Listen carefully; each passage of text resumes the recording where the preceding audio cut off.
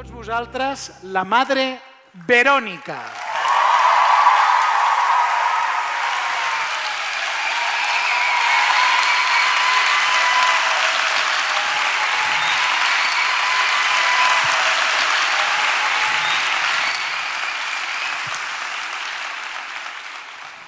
Bueno, mi hábito me delata y creo que intuís el tema del que voy a hablar, que por cierto no es un tema, es una persona, Jesucristo.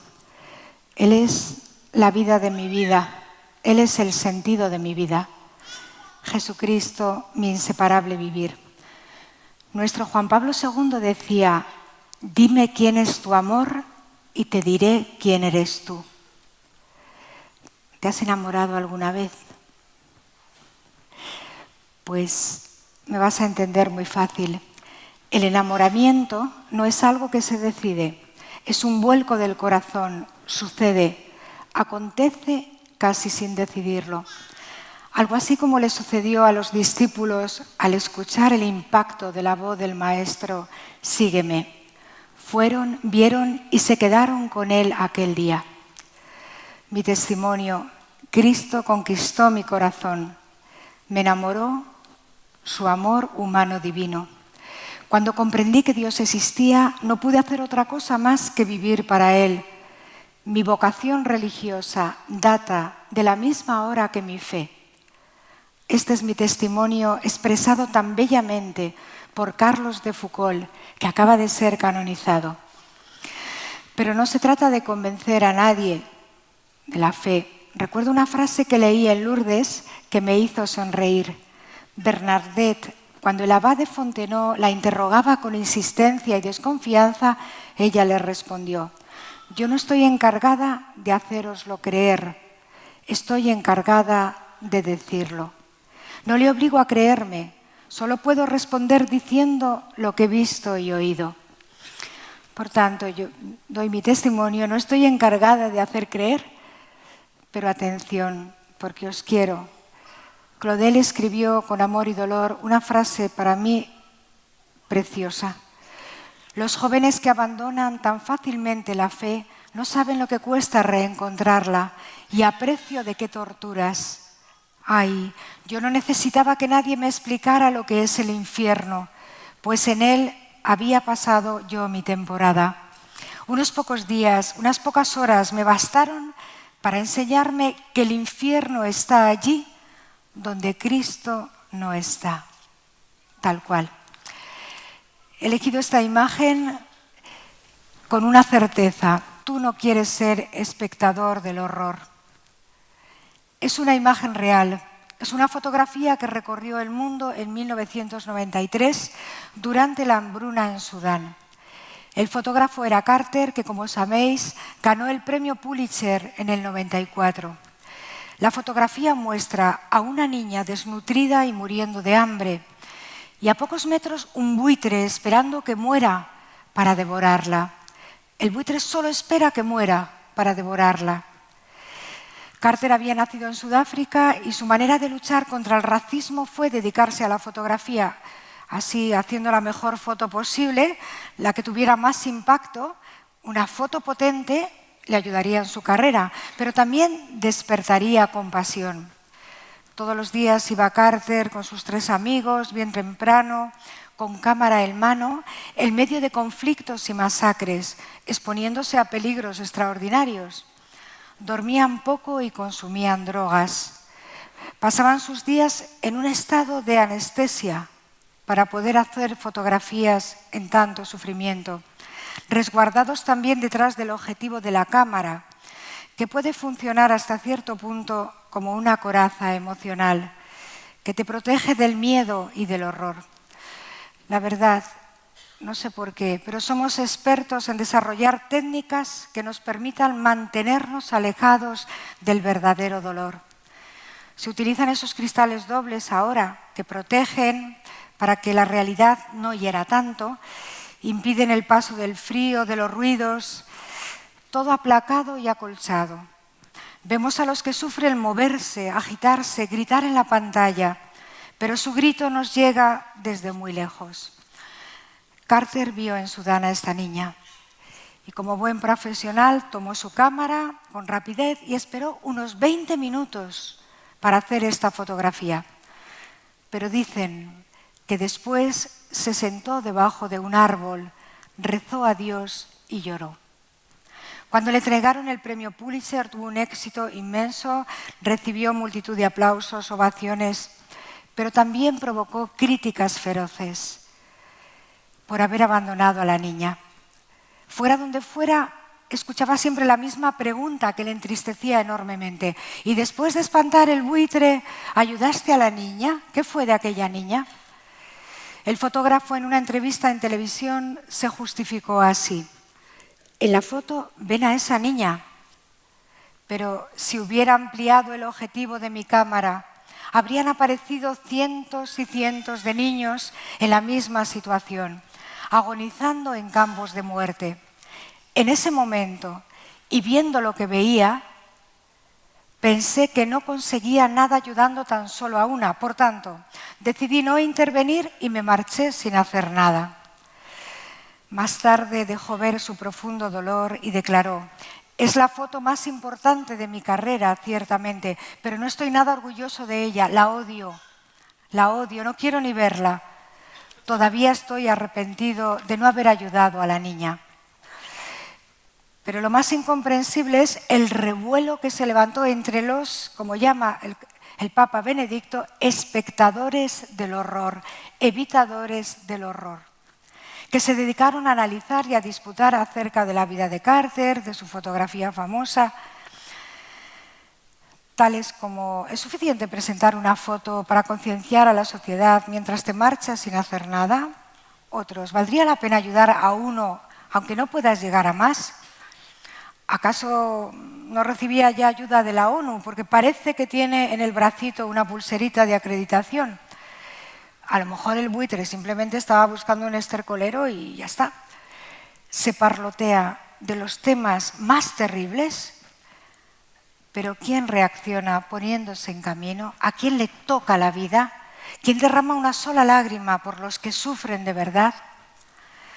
Aunque parece que el hombre no puede del todo blindarse, el corazón está bien hecho. Carter se suicidó, tenía 33 años y dejó una nota escrita fuerte: realmente lo siento. El dolor de la vida anula la alegría hasta el punto de que deja de existir. Estoy atormentado por los vívidos recuerdos de los asesinatos, por los cadáveres, la ira y el dolor, por los niños hambrientos o heridos. Estoy aterrado por los locos que sonríen cuando disparan y que con frecuencia son policías. Estoy aterrado por los verdugos asesinos. Yo me despido. Me voy a reunir con Ken. Ken era su mejor amigo que acababa de morir en un tiroteo. Elegí esta imagen para explicar mi testimonio porque pensaba: ¿no podría ser esta nuestra situación actual, la de nuestra sociedad? Alguien escribió: actuamos como consumidores de imágenes. En cierto sentido somos buitres que miran desde lejos los sufrimientos de los demás, pero dejando el destino de sufrir a otros. Como ese cuerpo de la niña famélico, muy débil, que ya no puede casi ni sostenerse en pie, en el hombre de hoy hay una angustia existencial. Desamparado, hambriento, busca ansiosamente alimento verdadero y un poco de afecto mientras se le va agotando la vida. Duele ver tantos jóvenes como en el anonimato que caminan solos en medio de la multitud. El Papa Juan Pablo II dijo en una ocasión a unos jóvenes: ¿acaso no os preguntáis cómo es posible que muchos jóvenes amigos vuestros estén cansados y aburridos de la vida antes de empezar a vivirla? ¿Cómo entender que dicen estar ya de vuelta de todo, sin haber llegado todavía a ninguna parte? Muchos jóvenes de hoy han llegado a tocar fondo y los conocemos. Produce un inmenso dolor y pena encontrar jóvenes en los que parece haberse extinguido la voluntad de vivir, aletargados, como aplanados en niveles mínimos de tensión vital, sin alegría. Caminan abatidos como si el aguijón de la desilusión se hubiese clavado en ellos, con la mirada perdida como en un futuro vacío. ¿Qué enfermedad hay más sangrante que la pérdida del gusto por vivir? La desorientación que llena de pánico. En la cultura de lo efímero, del carpe diem, se vive sofocando el corazón. Lo siento, porque os quiero, os lo digo así, y lo sabéis, anestesiando los deseos, y se hacen hasta irrisorios los valores éticos y morales, irrisorios. Pero con gran dificultad se puede confiar en nadie. Por otro lado, el buitre, ¿qué es en nuestro mundo? Ante la insatisfacción por la pérdida del sentido de la vida, la pérdida, insatisfacción. El hombre es presa fácil para dejarse manipular por un mundo que le invita a no pensar, a evadirse de encontrar el verdadero sentido de la vida, y le ofrece soluciones provisionales que poco a poco van devorando la vida. Quien dice la vida no tiene sentido, caen en concepciones devaluadas, indignas, incluso enfermizas. Descubrir el sentido de la vida, para mí como para vosotros, es lo más urgente de las cuestiones. El mismo Sartre, los existencialistas decían, es muy incómodo que Dios no exista. Como yo soy profundamente no creyente, no tengo a nadie a quien culpar y sé que no existe ningún lugar donde se pueda siquiera presentar una queja. Es muy incómodo que Dios no exista. El pensamiento contemporáneo ha llegado hasta el punto de plantearse, ¿tiene sentido la vida? Juzgar si la vida vale la pena ser vivida o no, viene de una insatisfacción profundísima. Al querer vivir como si Dios no existiese, no se concibe la vida como un don, ni tampoco yo mismo soy un don. El mayor sufrimiento se vincula, sin duda, con el alejamiento de Dios. El hombre se desorienta. Con la huida de las manos amorosas del Padre, te encuentras en la experiencia del pródigo, que nadie le daba nada. Destaca el Evangelio de Lucas. Dios ofrece en Cristo nuestra salud, nuestra salvación. Pero si no le acoges, si no le aferras, te verás obligado a buscar remedios que actúen como sedantes y paliativos, que te aseguren un largo sopor para poder seguir viviendo. En los estantes multicolores de la farmacia humana, la oferta es muy amplia, pero aunque tratemos de volver el rostro, tenemos a la vista el final seguro que nos espera. Qué plenitud, qué felicidad podemos esperar cuando nos dejamos tragar por el hedonismo, por el consumismo, por el narcisismo o por el activismo desenfrenado. Qué agobio, ¿verdad? Esta forma de vivir va minando nuestra conciencia, apagando nuestra sensibilidad. Llego a mi testimonio, pero sin esto era imposible. Quizá no todos conozcamos los alarmantes datos confirmados por UNICEF, que revelan una auténtica emergencia social. Hay más de 100 millones de chicos de la calle víctimas de la violencia, abusos y explotación de todo tipo, atrapados en redes de muerte. Las adicciones, el consumo de droga, que golpea fuertemente las vidas, las familias y abren caminos a la delincuencia. La tremenda dependencia del sexo, la pornografía. Se registra un impresionante incremento de la prostitución, esclavitud, del turismo sexual, de la pedofilia. Según la OMS, se habla de 56 millones de abortos por año. Pensad que los fallecidos en la Segunda Guerra Mundial fueron 45 millones. Es una barbaridad. Y ahora se va a permitir abortar a los 16 años. La causa principal de muerte no natural en España es el suicidio. Como sabéis, el día 12 de mayo se puso en marcha en España una línea de teléfono, el 024, 24 horas, para atender al suicidio. Logran suicidarse una media de 11 personas al día en 2020. Digo logran, porque me han dicho que algunos estudios indican que 200 personas lo intentan. Y en su primer día activo, este teléfono recibió más de 1000 llamadas. Las guerras, que generan millones de muertos y desgarran por dentro, abriendo heridas irreparables. La guerra que estamos viviendo, que en breve tiempo ni siquiera será noticia, ya de momento queda para unos segundos al final. Evitadores de todo sufrimiento. Las migraciones, el hambre, el destierro. Un sinnúmero de personas en el mundo que viven y mueren en situaciones realmente dramáticas. No son cobardes todos los intentos de huir, de defenderse. Yo no podía. Cuando se nos pasan las horas haciendo zapping a toda velocidad, rodeados de mandos a distancias, nos pasamos los días mirando imágenes y decidiendo si el asesino de esto es el mayordomo o es el jardinero. ¿Qué nos importa eso? La realidad así no es vista con ojos humanos. A mí me aterraba. No es vista con ojos de persona. Es vista a través de un espectador.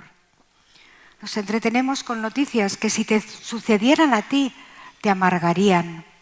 Pero poco a poco, golpeo tras golpeo, impacto tras impacto, todo nos suena bastante normal y casi no distinguimos ni el bien ni el mal.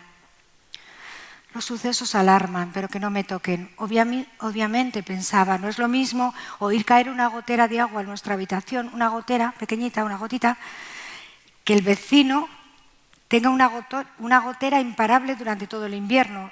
Tu gotita de agua, que no te afecta para nada, te parece un diluvio. Y que el vecino se esté ahogando nos tiene sin cuidado. Solo existe mi gota y mi gotera en mi habitación. ¿Podemos quedar indiferentes ante el grito que sube desde el corazón del hombre? Yo me desgarraba.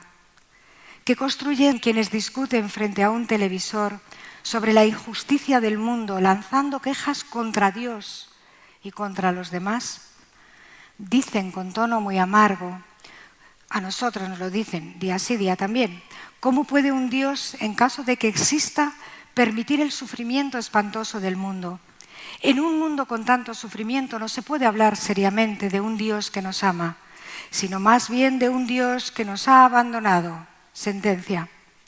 Lo curioso es que esta pregunta es lanzada por aquellos que ven el sufrimiento desde la comodidad de un buen sofá en una casa del primer mundo y así creen haber cumplido con su obligación. Me desgarraba, repito esta palabra. La verdad es que a mí no me nace jamás preguntarme dónde está Dios. Más bien pensaba desde muy pequeña, ¿no será Dios quien debería preguntar al hombre, ¿dónde estás? ¿Qué estás haciendo? ¿Dónde está tu corazón? Porque tú no estás conmigo. Lo que me parece casi increíble es que un hombre pueda ser tan violento y feroz contra otro hombre. Se da tan poco valor a una vida. Y poco a poco he ido comprendiendo que la criatura que destierra a Dios de su vida tampoco reconoce la dignidad de sus hermanos. Separado de Dios, atenta contra sí mismo y se hace violento con los otros. Qué misterio la libertad. En una misma realidad, el hombre es capaz de decidir morir matando o vivir dando vida. Recuerdo una pelea en una discoteca, para mí, un momento, como delante de mí un joven llamaba a otro joven y por la espalda, al volverse, le clavó un cascote de cristal de Coca-Cola en el ojo. Yo me quedé petrificada y dije, yo no quiero vivir si esto es la vida. ¿Hasta dónde podemos llegar? Con estas mismas manos yo puedo abrazar, yo puedo bendecir, yo puedo animar y alentar.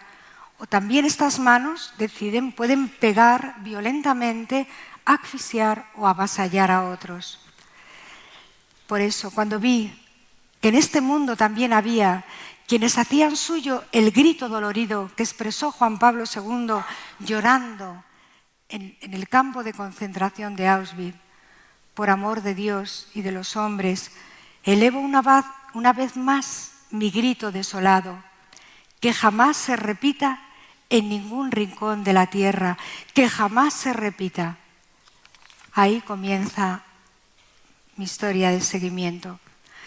Y cuando me preguntan, puedo decir que no es un momento que Dios llama, no es un momento puntual ni un rayo de luz así aplastante que te cae.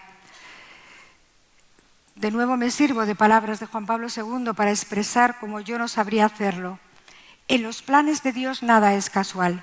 Lo que puedo afirmar es que la tragedia de la guerra, con sus atrocidades, dio un tinte particular al proceso de maduración de mi opción de por vida.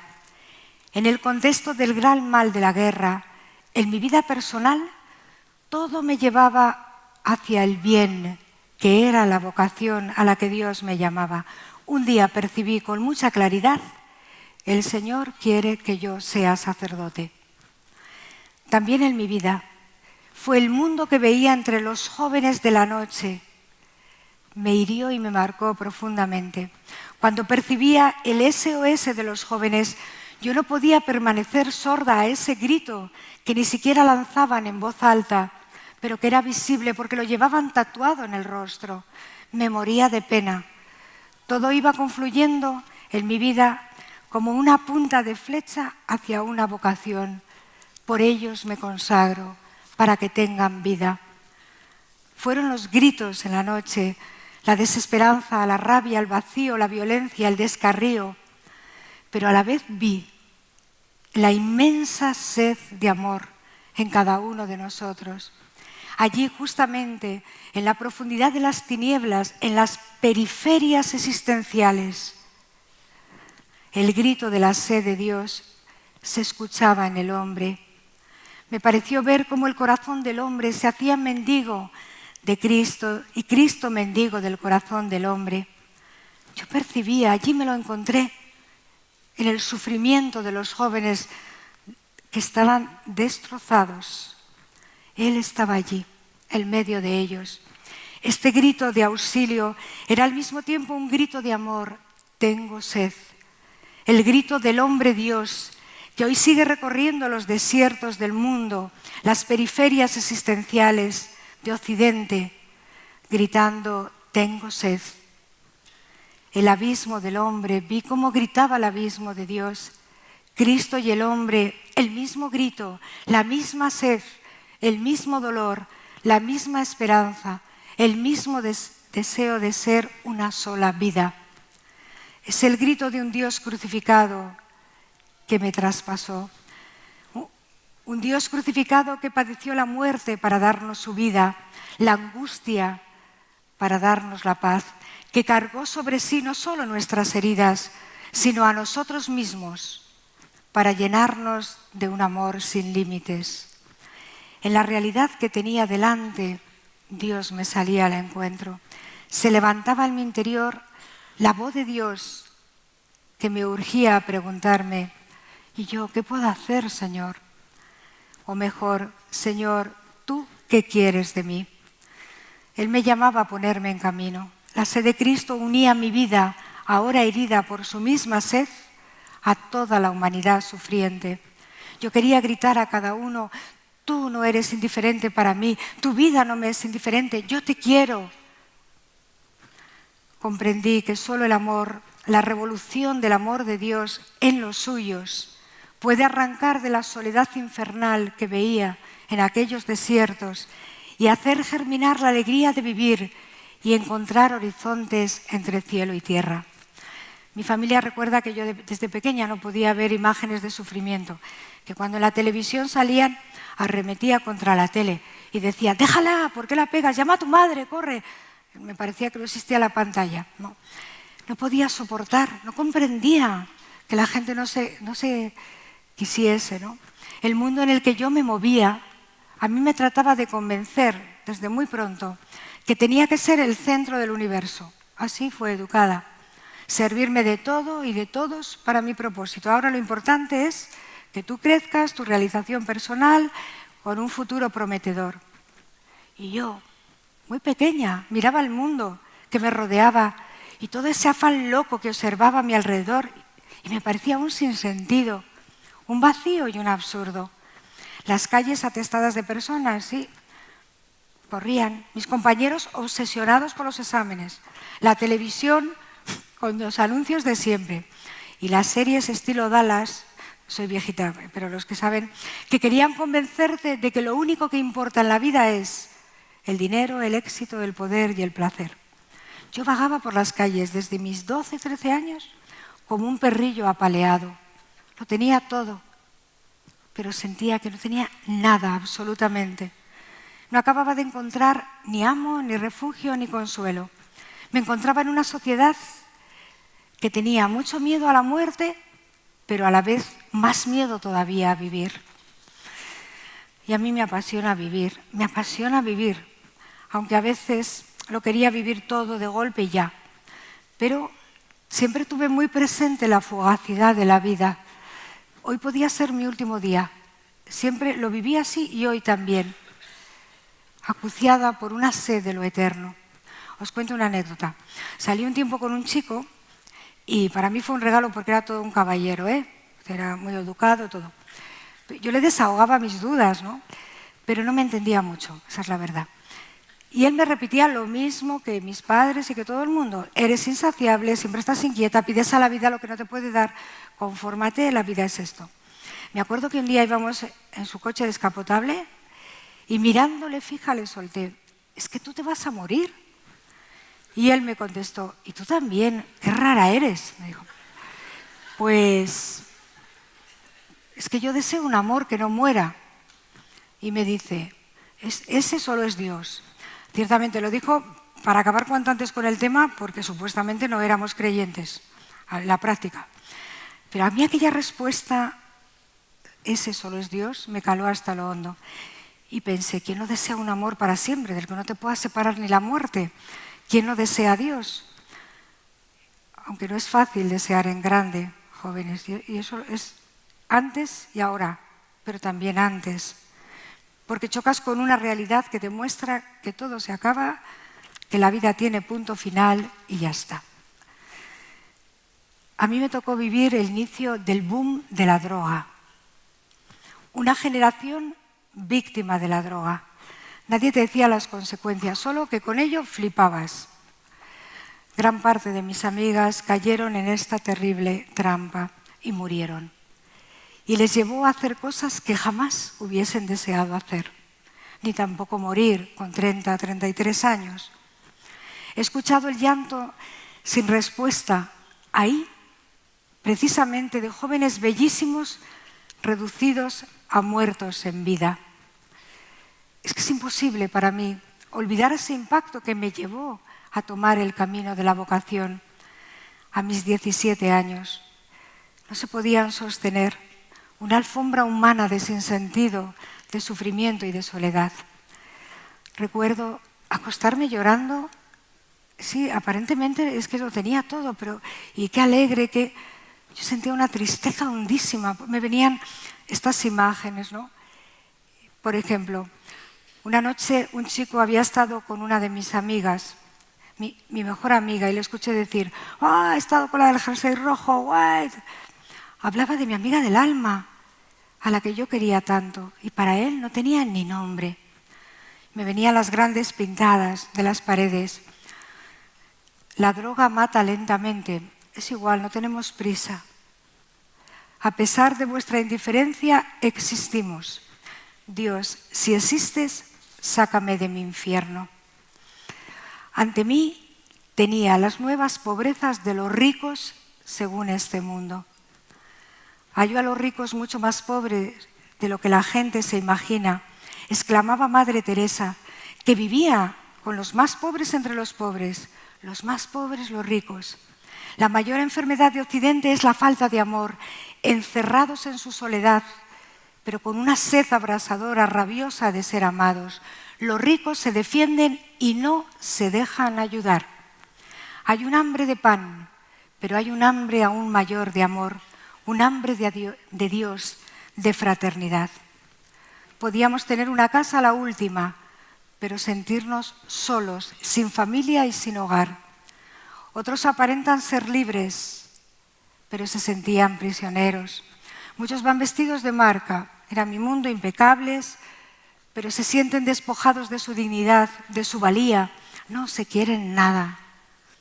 En sus rostros llevan inscrito el dolor de la insatisfacción, del desarraigo, del vagar sin rumbo. Y yo veía como en el mundo de la noche lo peor es que no tienes puntos de referencia, no hay maestros de vida de los que tanto necesitamos. Como el Papa Francisco exclama, huérfanos de caminos seguros que recorrer, huérfanos de maestros a quienes seguir.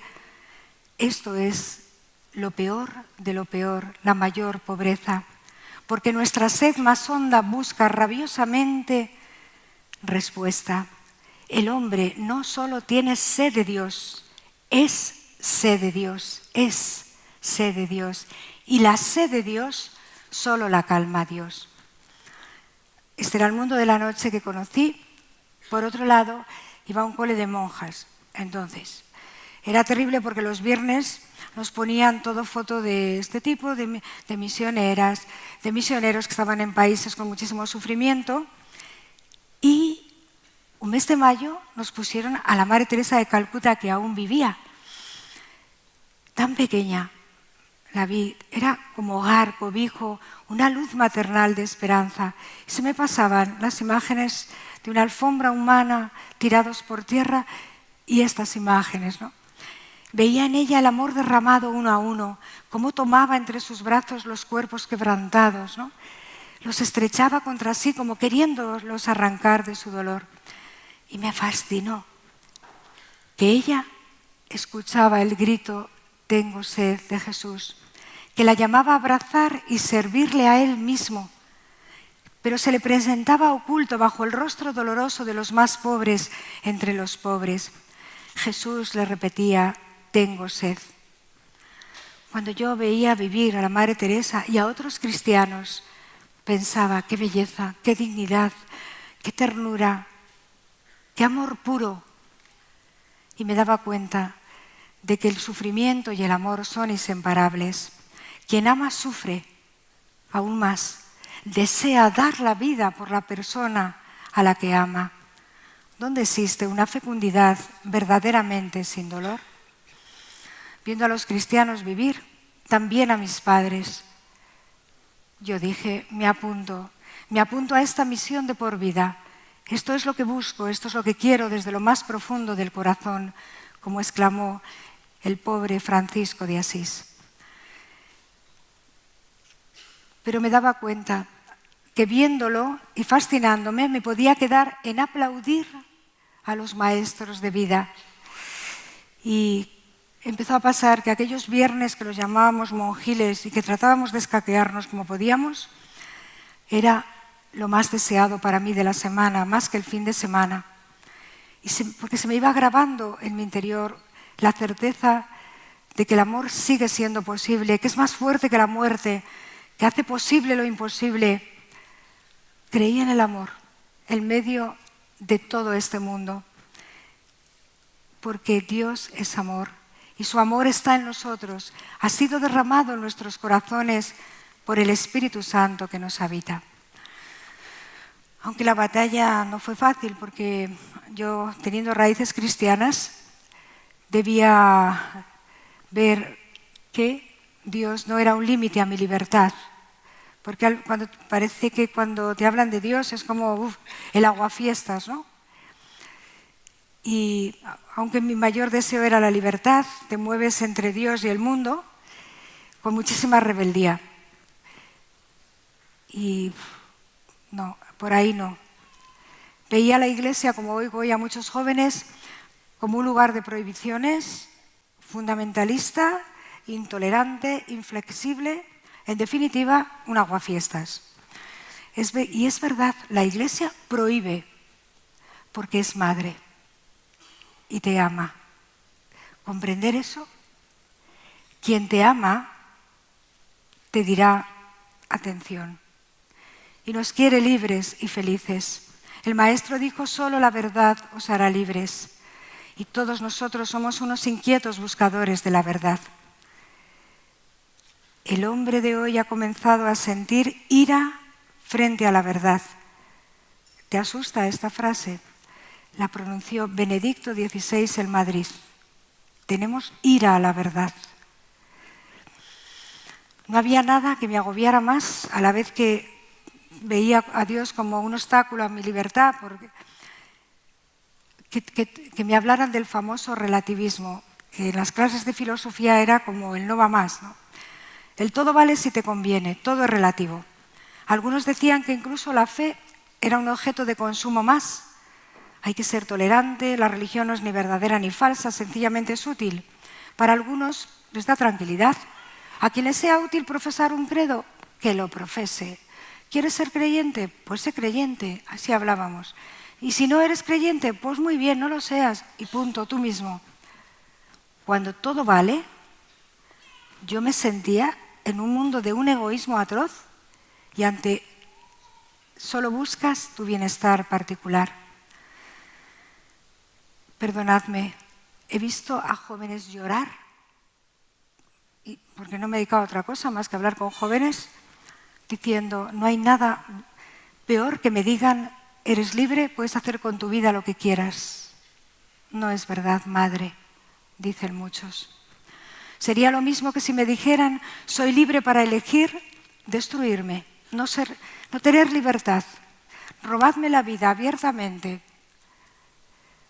El veneno, me decía un joven, lo puede tragar un cuerpo, claro que lo puede tragar, pero ¿a qué precio? Si veo a alguien que amo que va a beber cicuta en vez de zumo de naranja, no puedo ser tolerante con la discusión de si es bueno, si te va a sentar bien o mal.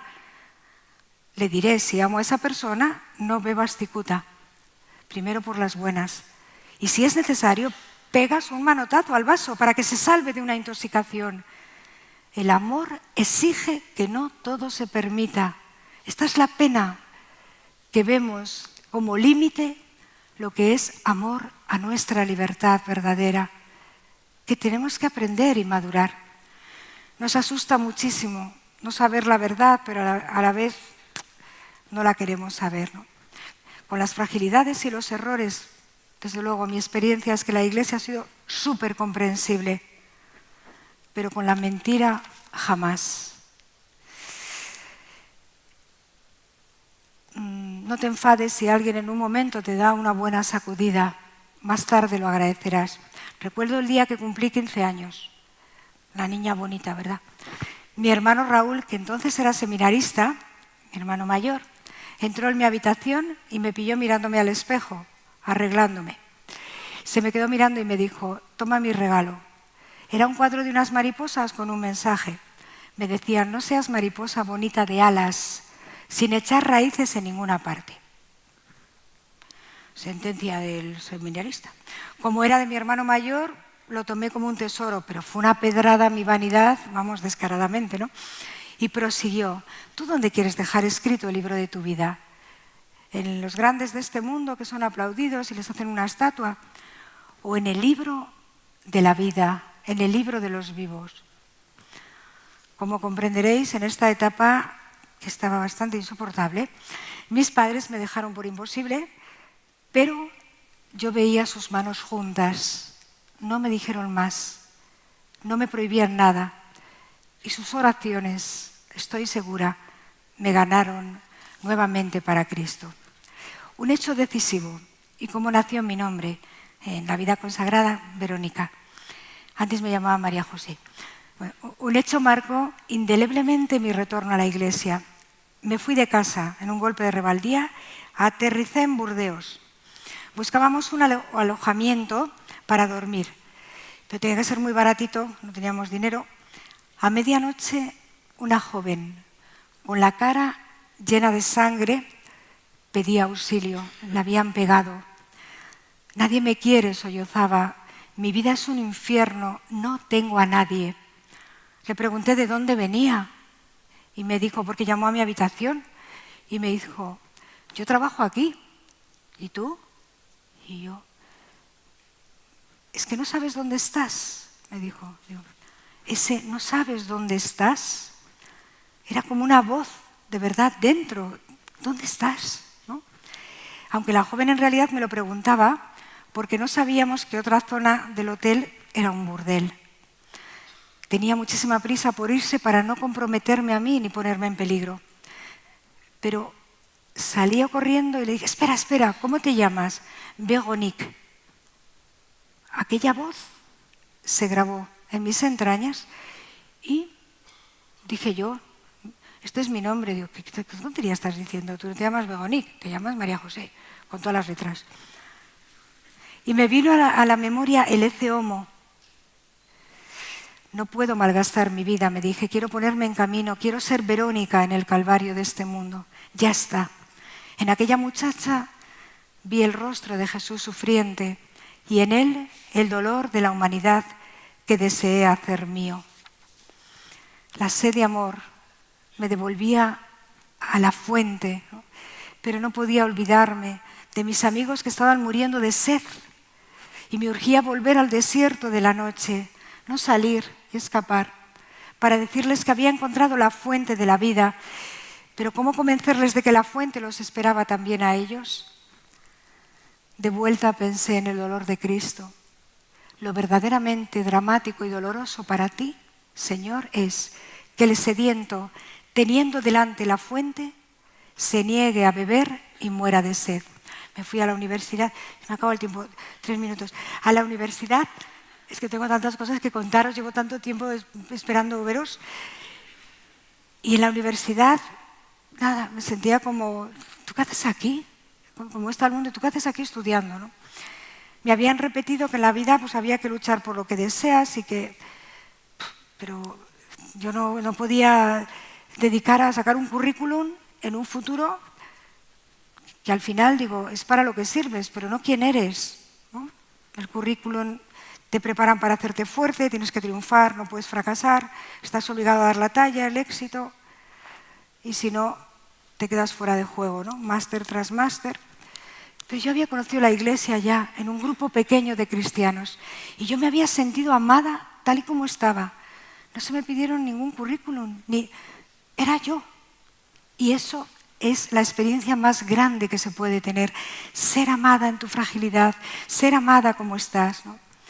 Solo duré 3 meses en la universidad y se me hicieron largos, ¿eh?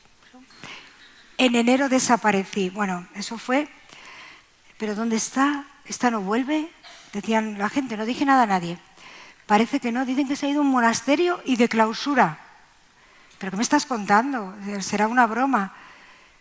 A esta mujer se le debe haber ido la olla, que esa frase ya era de antes, ¿eh? No se me fue la olla, se me fue el corazón. Y en lo más hondo de mí la voz de la verdad me guiaba. ¿De qué te sirve ganar el mundo entero si pierdes tu vida y la de otros? Bueno, cuando entré al monasterio con mis 18 años, tantos me decían, te entierras en vida. Muchos me sepultaron. Hubo hasta apuestas de que no duraría más de 15 días. Incluso mi hermano el cura en la homilía dijo, con la misma alegría que la traemos, vendremos a por ella. Pero había una fuerza, un huracán, ¿no? Después de 38 años en el monasterio, ahora somos un instituto nuevo, pero solo puedo decir, jamás me arrepentiré de haberme entregado al amor. Palabras de Santa Teresita, que murió con 24. Para los que se me van a distraer calculando, tengo 56, ¿eh? Y ahora, párate, vamos a pararnos, ¿no? El resucitado viene hacia nosotros ahora en esta adoración. No busquéis al vivo entre los muertos, ha resucitado. Hay un gran peligro. Creo en esto, pero no arriesgar. La fe como el amor te pone ante una elección libre. Requiere una apuesta a fondo perdido, un acoger y estrechar el don. No basta con desear, hay que elegir, hay que preferir, como ocurre en el amor, ¿no? Entonces hay un antes y un después. Miles de testimonios. Cuando se abraza la fe, el corazón de Cristo comienza a latir en el tuyo, a ver en el tuyo, a sentir en el tuyo. Es como una transfusión de sangre, un trasplante de corazón. El antes está hecho del deseo, pero no hay un después si no abrazas el amor. Quien no arriesga no vive.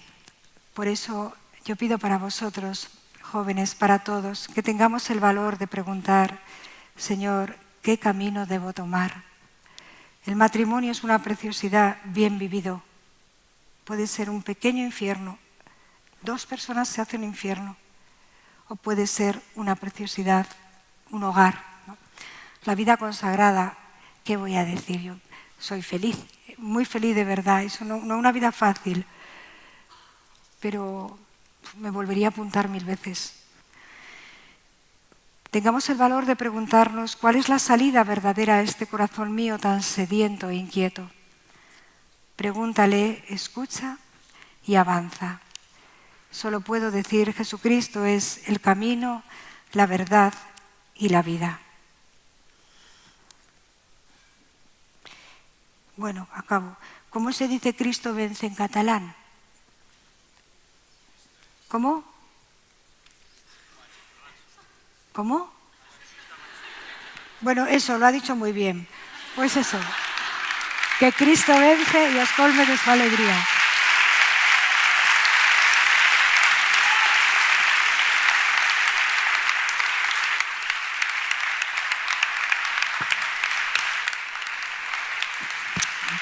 Paz por nosotras.